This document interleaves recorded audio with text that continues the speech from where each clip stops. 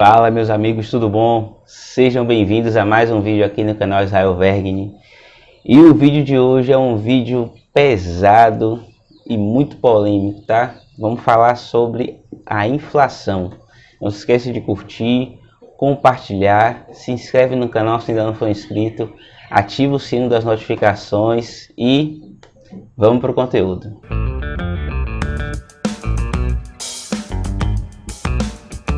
Bom, meus amigos, a inflação tem pego aí muita gente nesse momento atual que a gente está vivendo, né? Se a gente for fazer um acompanhamento, há um fenômeno global de inflação e o intuito desse vídeo aqui é a gente tentar entender por que isso está acontecendo justo nesse momento que a gente está começando a dar sinais de saída de uma situação muito complicada do ponto de vista sanitário. Vocês sabem exatamente do que eu estou falando e é muito importante a gente entender esse conceito, tá? Que é um conceito básico ali dos grandes pensadores da economia e que devem sim fazer parte da nossa reflexão para a gente poder avaliar quais são as atitudes e as ações que são tomadas, especialmente ali pelos governos e que tiveram um impacto direto no momento atual que a gente está vivendo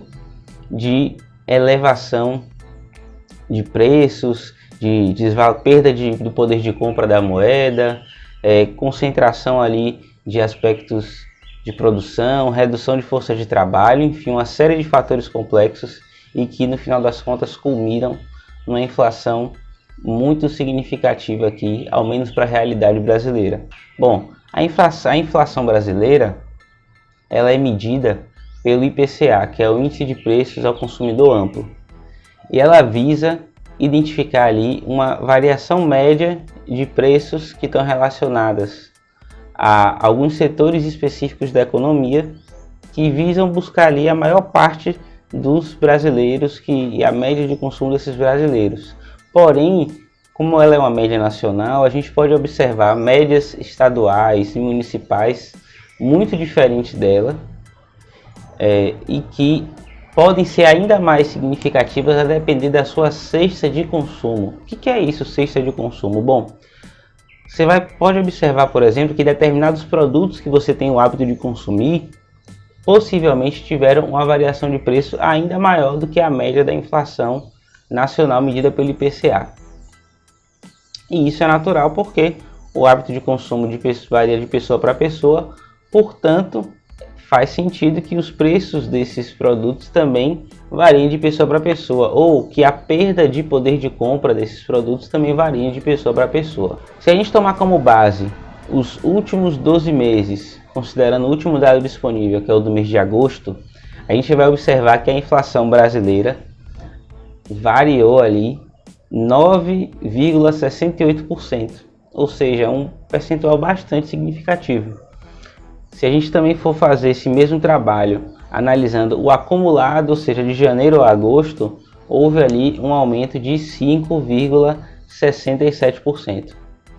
Só que a gente poderia pensar, bom, isso aqui a gente está no Brasil, enfim, uma série de problemas, questões econômicas, questões políticas, questões jurídicas, uma série de outros fatores, mas vamos olhar também para outros países importantes. Eu peguei aqui uma lista da Trading Economics, peguei alguns países do G20 e vou ler aqui para vocês para não ficar nada de fora.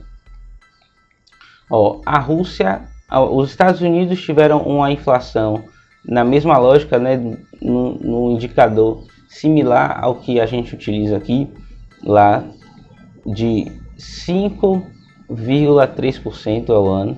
A Rússia 6,68%, a Alemanha 4,1% e México 5,59%. Todos tendo a mesma medida dos últimos 12 meses. Para esses países, eu destaco aqui especialmente Estados Unidos e Alemanha, esses percentuais são muito significativos, né? E o que causou essa inflação? Qual foi o fator comum que provocou essa inflação?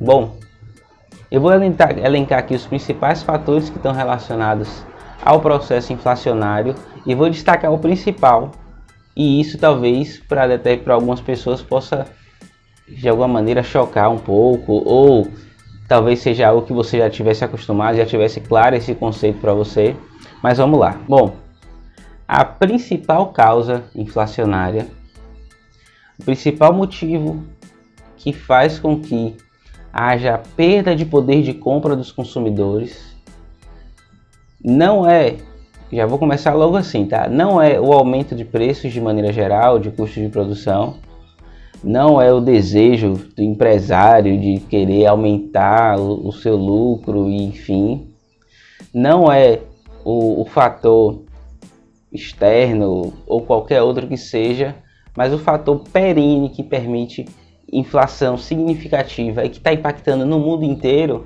diz respeito à expansão monetária, aumento de liquidez, injeção de liquidez por parte dos governos, e isso aconteceu em todo o planeta praticamente. Os bancos centrais fizeram uma enxurrada de dinheiro, alguns locais imprimiram muito dinheiro e já injetaram muita liquidez na economia.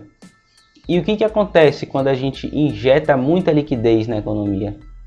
Como a lógica principal de todo o processo de oferta e demanda, o papel moeda, o dinheiro, ele também é uma questão que deve estar relacionada à oferta e demanda. Então, qual que é a lógica? Eu necessito de determinada quantidade de dinheiro para adquirir determinada quantidade de bens e serviços. Se eu aumento muito a quantidade de dinheiro sem aumento de produção de bens e serviços, o que acontece com esse dinheiro? Vai acontecer o quê? Eu vou precisar de mais dinheiro para adquirir a mesma quantidade anterior de bens e serviços. E o que é que isso na prática faz acontecer? Promove, né, a desvalorização do dinheiro e, consequentemente, a perda de poder de compra da população, a perda de poder de compra, especialmente aí, tá, dos mais desfavorecidos. Então, a expansão monetária, o aumento da injeção de dinheiro na economia sem produção de bens, provoca distorções que fazem com que o recurso ele perca valor. E se a gente for analisar o caso brasileiro, além desse contexto, a gente ainda tem uma desvalorização cambial muito significativa que faz com que esse dinheiro perca valor ainda mais. Quando a gente analisa, por exemplo, algumas commodities cujo preço está praticamente relacionado a aspectos também internacionais. Então a gente pega, por exemplo, o preço do combustível, do diesel, do petróleo, enfim. O que aconteceu especificamente nesse caso, né? Apenas para a gente ter como base um fator comum aí que está assolando todo mundo, que, enfim, que está no Brasil. Mesmo se a pessoa dirige carro, se a pessoa anda de ônibus, essa elevação do preço dos combustíveis vai atingir de alguma maneira, porque a economia está totalmente conectada. Então uma variação de preços ali gera uma reação em cadeia que aumenta todos os preços praticamente da economia. Então a gente tem a questão do combustível, que está diretamente relacionada ao preço do barril de petróleo, e o preço do barril de petróleo subiu muito.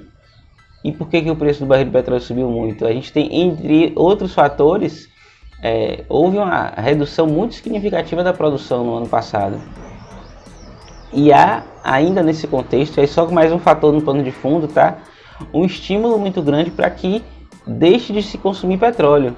Só que uma tentativa de implementar algo que, independente da nobreza que exista, dos valores que possam ali estar por trás disso, não estou entrando no mérito se está certo ou está errado, só estou fazendo um ponto específico aqui do impacto disso, que é o seguinte: existe uma demanda forte para a redução de consumo de petróleo, ok, mas na mesma maneira essa demanda ou essa agenda, tá, essa narrativa, ela também está de alguma maneira descolada com a realidade que necessita utilizar bastante petróleo na sua produção. O que está acontecendo? Há uma redução importante, houve uma redução importante da produção de petróleo, da mesma maneira que houve também um estímulo monetário, um estímulo de emissão de moeda por todos os bancos centrais, praticamente do mundo globalizado, das economias desenvolvidas, uma injeção muito forte de dinheiro. E o que isso provocou? Uma desvalorização do poder de compra da população no mesmo período em que houve ali uma retomada da atividade econômica e houve escassez de petróleo e aumento do preço do petróleo. Esse foi um fator. Outro fator, especificamente aqui no Brasil, a nossa desvalorização cambial. Uma série de fatores externos e fatores internos também. A gente tem problemas de risco jurídico, risco político, uma série de incertezas, reformas estruturais que não foram levadas adiante e que, portanto, aumentam ali o risco para o Brasil, e isso também fez com que a moeda se desvalorizasse ainda mais, perdendo ainda mais o poder de compra para determinados bens.